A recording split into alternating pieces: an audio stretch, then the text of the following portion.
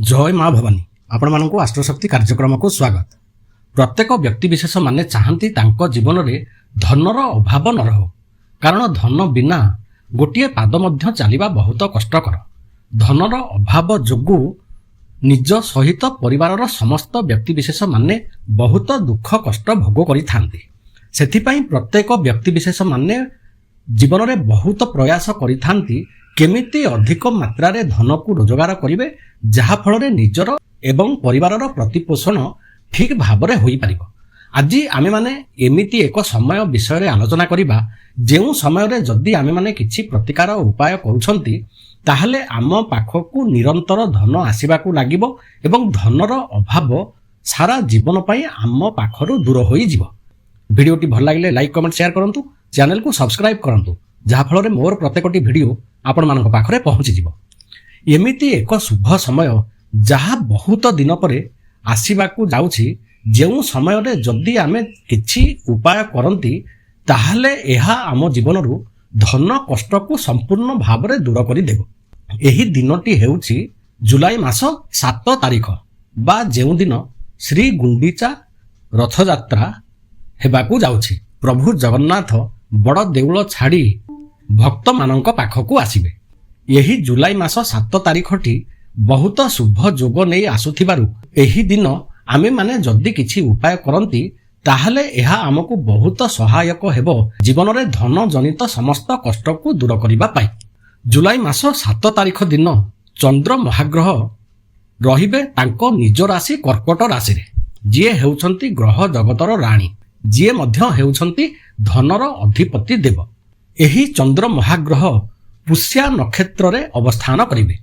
पुष्या नक्षत्र हेला बहुत शुभ नक्षत्र 27टी नक्षत्र मध्यरु। पुष्या नक्षत्र दिन आमे माने जहा किछि करिथांती तार शेष होई न थाए, ताहा दिन को दिन बढ़िबा को लागि थाए। एही पुष्या नक्षत्र रविवार पडुथिबारु रवि पुष्या जोग जुलाई मास 7 तारिख दिन तयारी हेउछि। तेणु बहुत शुभ दिन, बहुत शुभ संजोगर दिन। एहा सहित यही 7 तारिख ठारू बुध महाग्रह एवं शुक्र महाग्रह कर्कट राशि रे चंद्र महाग्रहंक सहित अवस्थान करिवे। बुध एवं शुक्र महाग्रहंकर एकत्र अवस्थान को लक्ष्मी नारायण जोग बोली कुहा जाई थाए। प्रभु नारायण हेउछंती आमर ए सृष्टिर पालनकर्ता एवं मां लक्ष्मी होउछंती धनर देवता। तेणु एही लक्ष्मी नारायण जोग 7 तारिख दिन पड़ुथिबा जोगु एवं चंद्र महाग्रह कर्कट राशि रे रहुथिबा जोगु एवं एहा सहित एही दिनटी रवि पुष्या जोग होइथिबा जोगु एहा अत्यंत शुभ दिन प्रत्येक व्यक्ति विशेष मानक पाई जीवनरु धन कष्ट को दूर करिबा पाई।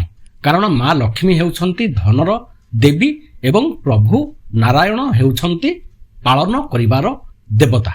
एहा सहित चंद्र महाग्रह हेउछंती धनर देवता एवं आम मनर देवता। तेणु आम मन ठीक रे काम करिवो, प्रभु लक्ष्मी नारायणकर आशीर्वाद मिलिबो, जहा फल रे आमे आम जीवन रे बहुत उन्नति पथरे आगे जाई परिबा। एही दिन 12टी जाक राशिर व्यक्ति विशेष माने बा मेष राशि ठारू मीन राशिर व्यक्ति विशेष माने एक छोट सरल प्रतिकार करंतु, जाहाकू कले धन जनित समस्या सेमानंक पाखरु दूर को चली जिवो। एवं जेउ माने चाकरी वृत्ति तथा व्यवसाय रे अछंती सेमाने बहुत शुभ फल पाइबे, बहुत उन्नति करिवे जीवन रे। एही उपायटी हेला एही जुलाई मास 7 तारिख दिन निज गृह रे खीरी प्रस्तुत करंतु एवं एही खीरी को प्रभु नारायण मां लक्ष्मी एवं चंद्र महाग्रहंकर अधिपति देव प्रभु महादेव को अर्पण करंतु। एवं एहा रथ यात्रार दिन होइथिबा जोगु प्रभु जगन्नाथ को एवं प्रभु जगन्नाथ जे हेउछंती साक्षात दक्षिण कालींकर रूप मां दक्षिण काली को एही खीरी भोग भाव रे दियंतु। जीवन रे प्रत्येकटी क्षेत्र रे शुभ फल पाइबे, जीवनरु धन कष्ट संपूर्ण भाव रे दूरे जिवो। एही जेउ खीरी को तयारी करिवे, खीरी रे किछि द्रव्य आपण मानकु पकाइबाकू हेबो। केउ केउ द्रव्य आपण माने खीरी रे पकाइबे से विषय रे ଆସନ୍ତୁ ଜାଣିବା। କ୍ଷୀରି ତିଆରି ହେବାର ମୁଖ୍ୟ ଦ୍ରବ୍ୟ ହେଲା କ୍ଷୀର, ଚାଉଳ।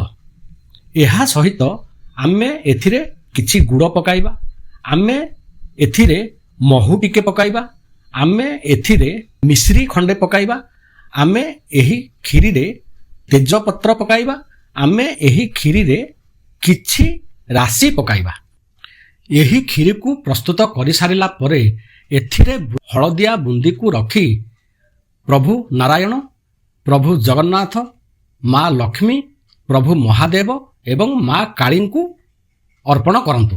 ଯଦି ଗୃହରେ ଏ ସମସ୍ତ ଫଟୋଚିତ୍ର ନାହିଁ ତାହେଲେ ମାନସିକ ଭାବରେ ଏହି ସବୁ ଦେବାଦେବୀଙ୍କୁ ଚିନ୍ତା କରି ସେମାନଙ୍କୁ ଏହି କ୍ଷୀରିକୁ ଅର୍ପଣ କରନ୍ତୁ।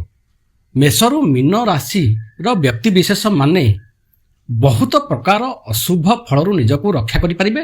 ଜୀବନରେ ସେମାନଙ୍କୁ ବହୁତ ଶୁଭ ଫଳ ମିଳିବ। ଜୀବନରୁ ସବୁଦିନ ପାଇଁ ଧନ କଷ୍ଟ ଦୂର ହୋଇଯିବ।